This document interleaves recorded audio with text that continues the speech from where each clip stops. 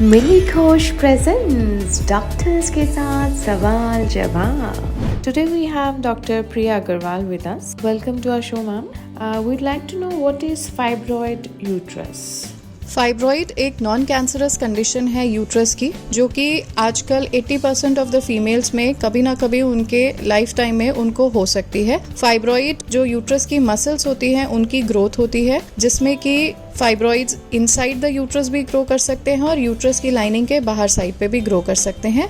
Fibroids generally बहुत बारी undiagnosed निकल जाते हैं किसी और प्रॉब्लम की वजह से. आप कभी अल्ट्रासाउंड करवाते हैं तो उस केस में आपको डायग्नोज होते हैं.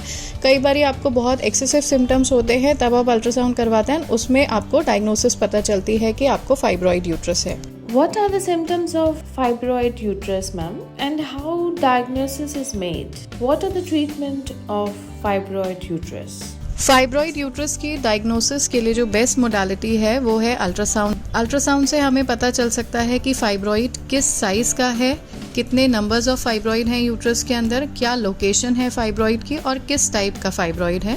फाइब्रॉइड्स हमारे 3 टाइप के होते हैं. एक सब सिरोसल फाइब्रॉइड जो कि यूट्रस के बाहर होता है, उसमें जनरली हैवी ब्लीडिंग बहुत कम देखी गई है. उसके अंदर प्रेशर सिम्टम्स बहुत ज़्यादा होते हैं अगर वो बहुत ज़्यादा बड़ा साइज का हो जाता है.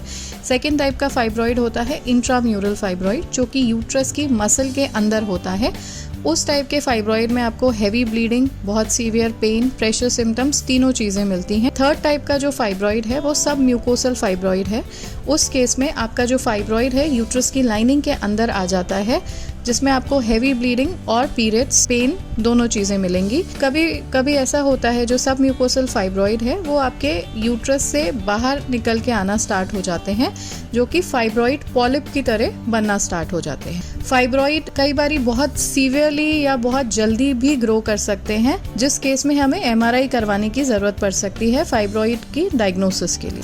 फाइब्रॉइड का सेकेंड सिम्टम है पेल्विक प्रेशर या पेन. किसी भी टाइम आपको ऐसा लगता है कि पीरियड्स में बहुत सीवियर पेन होना स्टार्ट हो गया है, पहले नहीं होता था, अभी बहुत ज़्यादा इंक्रीज हो गया है, या नीचे की साइड पे सारे टाइम प्रेशर फील होना स्टार्ट हो गया है, या फिर आपको बैक पेन बहुत ज़्यादा हो रहा है, यूरिन बहुत फ्रिक्वेंटली आ रहा है आपको, आप यूरिन पास करके आए हो उसके बाद भी आपको सेंसेशन हो रहा है कि अभी फिर से यूरिन जाना है. ये सारे प्रेशर सिम्टम्स होते हैं जो कि फाइब्रॉइड यूट्रस की वजह से हो सकते हैं आपको. थर्ड प्रॉब्लम होती है फाइब्रॉइड में, कई बारी प्रेगनेंसी कंसीव करने में प्रॉब्लम होती है. बहुत बारी आप प्रेगनेंसी कंसीव कर लेते हो लेकिन अबॉर्शंस होने के चांसेस होते हैं फाइब्रॉइड में, बिकॉज फाइब्रॉइड स्पेस ऑक्यूपाई करता है यूट्रस के अंदर. उसकी वजह से बेबी की ग्रोथ में प्रॉब्लम हो सकती है. अबॉर्शंस हो सकते हैं, आपको रिपीटेड अबॉर्शंस हो सकते हैं फाइब्रॉइड की वजह से, या फिर प्री टर्म डिलीवरी जल्दी टाइम से पहले होने के चांसेस हो सकते हैं फाइब्रॉइड यूट्रस में. फाइब्रॉइड यूट्रस जनरली कोई भी रिस्क फैक्टर्स एसोसिएटेड नहीं होते हैं. कई बारी जेनेटिक प्रीडिस्पोजिशन है, अगर आपकी फैमिली में आपके मदर सिस्टर को फाइब्रॉइड यूट्रस है तो आपको भी टेंडेंसी हो सकती है फाइब्रॉइड यूट्रस की. फाइब्रॉइड यूट्रस प्रेजेंट करते हैं हमें पीरियड्स के टाइम पे बहुत एक्सेसिव ब्लीडिंग हो सकती है. मोस्ट कॉमन सिम्टम यही होते हैं फाइब्रॉइड्स के हमारे.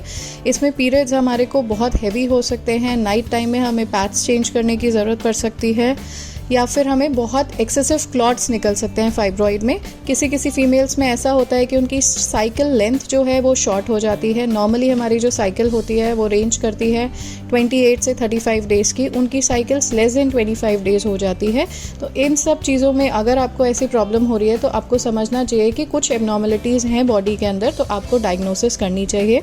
सेकेंड सिम्टम हो सकता है पेल्विक प्रेशर या पेन. अब हम बात करते हैं ट्रीटमेंट की. ट्रीटमेंट के लिए हम मेडिकल मैनेजमेंट भी कर सकते हैं, जिसमें हम थ्रू मेडिसिन ब्लीडिंग को कम कर सकते हैं, पेन कम कर सकते हैं. फाइब्रॉइड के साइज़ को श्रिंक करने के लिए हम मेडिसिन दे सकते हैं. बहुत बारी फाइब्रॉइड्स के साथ अनीमिया एसोसिएटेड हो जाता है, हीमोग्लोबिन कम हो जाता है. उस केसेस में हम आयरन भी स्टार्ट कर सकते हैं. फाइब्रॉइड के वजह से हीमोग्लोबिन कम होने के लिए आयरन इफ़ेक्टिव रहता है. हम पेन किलर्स दे सकते हैं फाइब्रॉइड का पेन कम करने के लिए. बर्थ कंट्रोल पिल्स देते हैं जिससे कि फाइब्रॉइड का साइज श्रिंक हो जाए या साइकिल्स में ब्लीडिंग बहुत हैवी ना हो. सेकेंड ऑप्शन होता है हमारा सर्जिकल मैनेजमेंट. सर्जिकल मैनेजमेंट में हम फाइब्रॉइड्स को रिमूव कर सकते हैं. अगर कोई फीमेल है जिसका रिप्रोडक्टिव एज है, चाइल्ड बियरिंग चाहती है, वो प्रेगनेंसी चाहती है, देन उन केस में हम फाइब्रॉइड्स रिमूव कर देते हैं. इफ़ अगर फैमिली कंप्लीट हो चुकी है, फीमेल की एज मोर देन 40 है, फाइब्रॉइड्स बहुत बड़े हैं, बहुत सीवियर सिम्टम्स कॉज कर रहे हैं, समटाइम्स उस केसेस में हम यूट्रस रिमूवल सर्जरी के लिए भी प्लान कर सकते हैं। फाइब्रॉइड रिमूवल सर्जरी को हम मायोमेक्टमी बोलते हैं। मायोमेक्टमी हम 3 तरीके से कर सकते हैं। ओपन पेट खोल के हम मायोमेक्टमी कर सकते हैं, जिसमें जो भी हमारे फाइब्रॉइड्स हैं हम उनको ओपन टेक्निक से रिमूव कर देते हैं एंड बाद में यूट्रस को स्टिच कर देते हैं। लैप्रोस्कोपिक मायोमेक्टमी होती है, जिसके अंदर हम दूरबीन के थ्रू, लैप्रोस्कोप के थ्रू यूट्रस से फाइब्रॉइड्स निकालते हैं और उसके बाद फिर हम स्टिच कर देते हैं यूट्रस को। और थर्ड होता है जिसमें हमारे फाइब्रॉइड पॉलिप बन जाते हैं या फिर सब म्यूकोसल फाइब्रॉइड्स होते हैं। उन केसेस में हम हिस्ट्रोस्कोपिकली फाइब्रॉइड को रिमूव कर सकते हैं। सेकेंड प्रोसीजर जो रहता है सर्जिकल, वो होता है यूट्रस रिमूवल सर्जरी, जिसको हम लोग हिस्ट्रेक्टमी बोलते हैं। हिस्ट्रेक्टमी भी हम 2 तरीके से कर सकते हैं, ओपन हिस्ट्रेक्टमी या फिर लैप्रोस्कोपिक हिस्ट्रेक्टमी। ओपन हिस्ट्रेक्टमी हम तब करते हैं जब यूट्रस फाइब्रॉइड का साइज़ बहुत ज़्यादा बड़ा हो जाता है और लैप्रोस्कोपिकली हम उसको नहीं कर सकते हैं, तब हम ओपन हिस्ट्रेक्टमी करते हैं।